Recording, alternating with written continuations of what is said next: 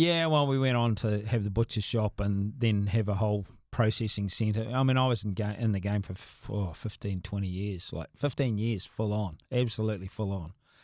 Do you call yourself a butcher at that point? No, lunatic with a knife. Brilliant. They've had other names, by the way, in history. Yeah, like the boys just, no, I'm not a butcher.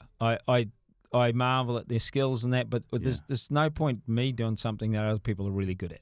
Now, if I'm not mistaken, I think you mentioned outside of the recording of the book something about a butcher who was particularly interested in experimenting or learning more. Was that Keith? He was one, yeah, that would have been it. Like, he was really cool, and he just helped. He was really passionate about trying different things. He was really passionate. I mean, talk about doing different things. When he sold the butchery, he went and he created a Christmas tree farm. Wow. Yeah. So he did, so he was interesting things. Yeah, he did. He was interesting things. Nice guy. Really nice guy. Yeah. Yeah, I guess that speaks to a mind that just gets sick of the mundane repetition and looks for interesting things. Yeah. Yeah, that's where passion is, I think. In terms of scientific discoveries and how you, apply them, you found that your heifers had much lower saturated fat and much higher omega-3 levels.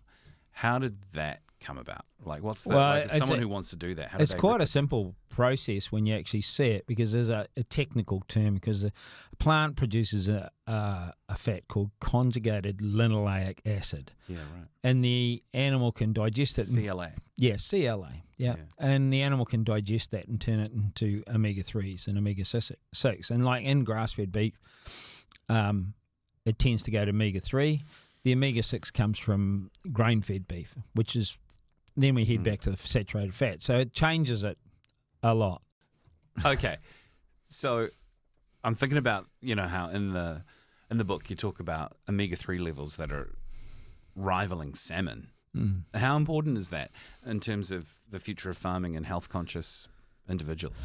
Well, omega-3 is quite an expensive product if you want to feed it. Like, you can buy conjugated linoleic acid to feed to your cows. It's one of the most expensive feed options there is. Wow. So if you can grow it on the farm, you're actually increasing the feed conversion and the ability for the animal to actually put a lot of weight on in a healthy manner. Yeah. So like straight away, it's really good for your animals because you're growing more protein and with the right type of fat, and you get paid for weight gain, not for fat gain. So, it makes a huge difference. And like the cooking of these products is so different. Like if you cook a sausage from these beef, you don't see fat dribble out all over the pan. If you cook a pot of mince, you don't have to scrape the fat off the top.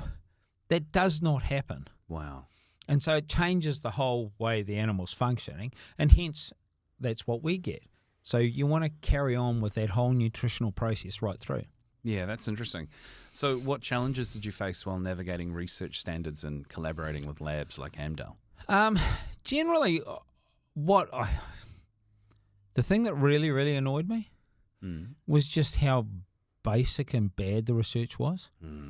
Like the standards that we were facing in regards to the fatty acid profile of beef. And I said, well, Mirren's had actually done that. And I've got had volumes of books on the standards for fat profiles and fish and Atlantic salmon and all these different things. You had a set of protocol. And he said, oh, yeah, well, we did those protocols for the beef. And I go, well, how did you do the protocol? Oh, we just went to the meatworks and got 6 animals and we did the protocol. And I'm going, but how do you know what farm? And, well, there's no real difference.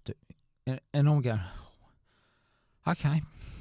And so when you do the numbers and that sort of stuff, and I must have had an impact because I actually started selling beef to the people that working at Mirren's.